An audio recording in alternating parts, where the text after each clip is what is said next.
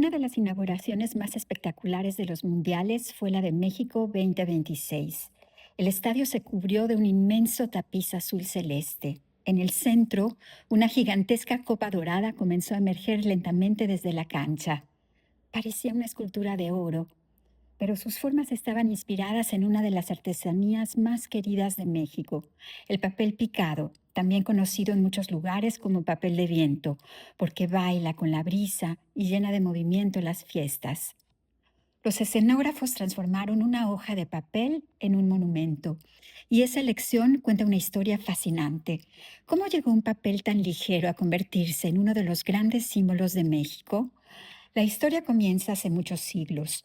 Los pueblos mesoamericanos fabricaban un papel llamado amate. Con él elaboraban códices, coronas, estandartes, adornos ceremoniales y vestimentas para las grandes celebraciones.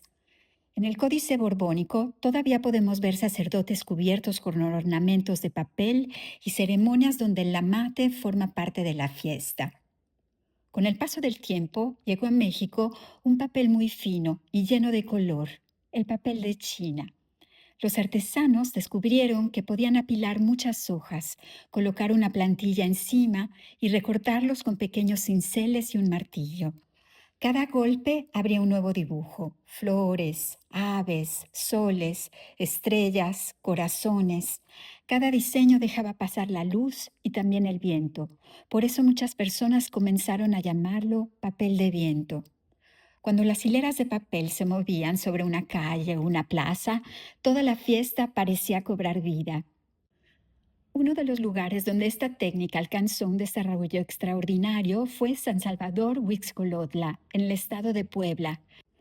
Allí, generación tras generación, los talleres perfeccionaron el arte de transformar una hoja de papel en un encaje lleno de color.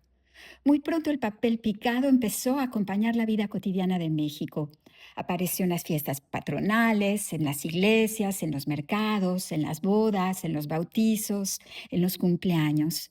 Y también en los altares del Día de Muertos, donde el movimiento del papel representa el aire y acompaña el encuentro entre la memoria y la celebración.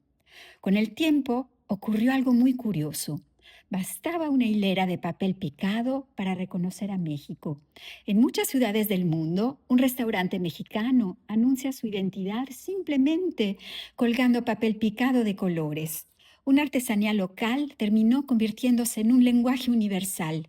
Quizá por eso la ceremonia inaugural del Mundial emocionó a tantas personas. La copa surgió lentamente desde el centro del estadio, mientras el inmenso tapiz azul convertía la cancha en una enorme hoja de papel. La artesanía dejó de decorar una fiesta. La fiesta se transformó en la propia artesanía y millones de personas descubrieron, al mismo tiempo, una de las imágenes más representativas de la cultura mexicana. ¿Y tú? ¿Dónde has visto papel picado y qué te gustaría descubrir detrás de sus colores y sus dibujos?